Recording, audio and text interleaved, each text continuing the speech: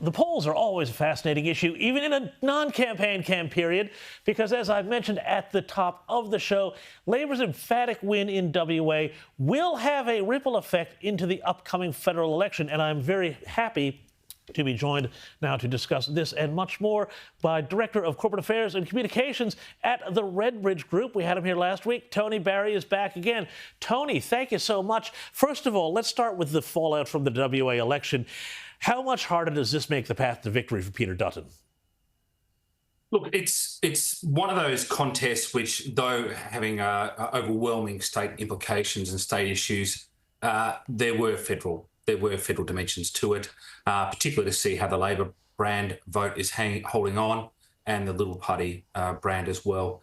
What we did see was very modest swings in the inner suburbs. So Curtin, Tangney, the swings there were on par with what the Tangney margin is, which is around 2.8%.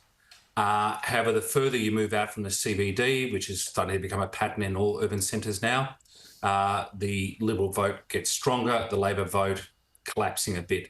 So you go down to Canning, and some of those, which is held by Andrew Hastie, and some of the swings in those state seats were 12%, 19%, 14%, 15%.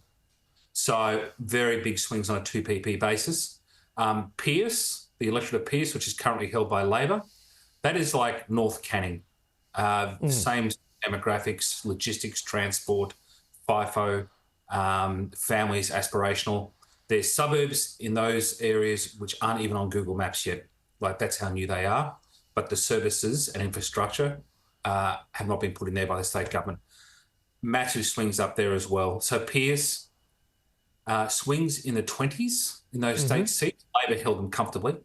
On the other side of the ledger, though, Labor's primary vote in those seats in Pearce were still very high in the 40s. So I think, the Labor campaign, the Liberal campaign will be shifting through the numbers this week. I will be, to try and get a better read of what's been happening in those seats. The other sort of smoky is Hasluck, is at 10%.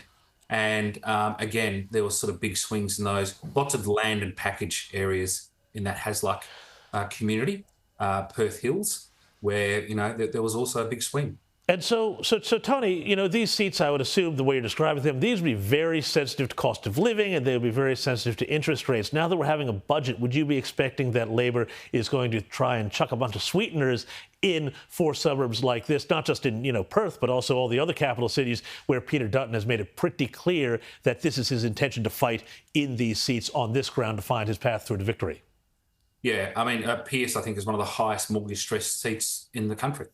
So, but there's not a lot of money in the kitty for the government to throw around. So it's going to be a very tough one as to, how they prioritise whatever money there is available.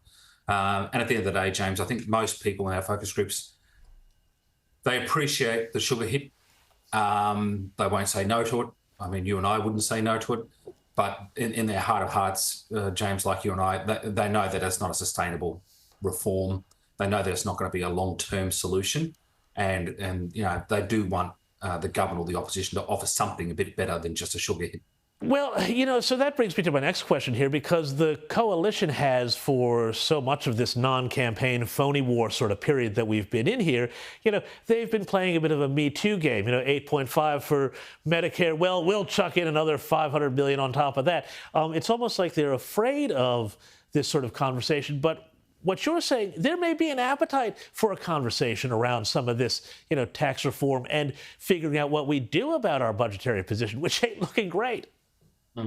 Look, I think, whilst the nuclear policy that Dutton has put forward still has significant political risk, though I personally think it's a good policy and it's important.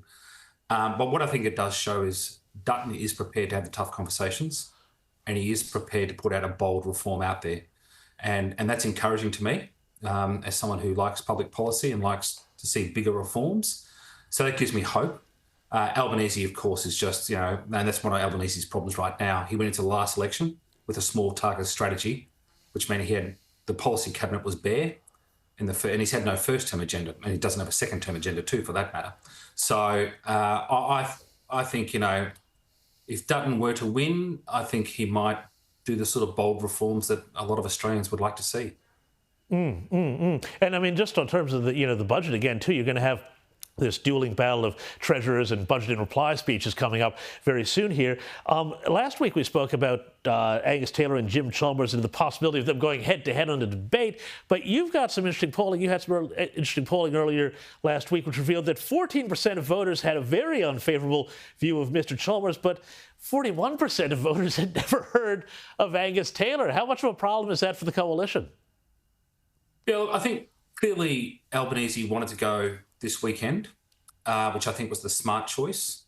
Budgets are incredibly difficult to put together and to deliver and to sell.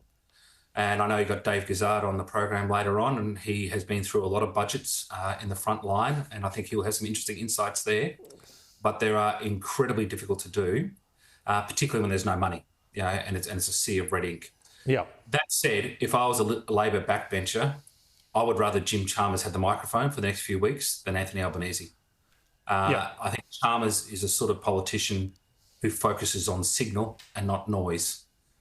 In that sense, he's a bit like Dutton. He doesn't let the noise sort of distract him, whereas Albanese is completely distracted by the noise. So if I was a Labor backbencher, I'd actually be feeling probably on balance, I'd be feeling probably better about Chalmers having the microphone for the next month.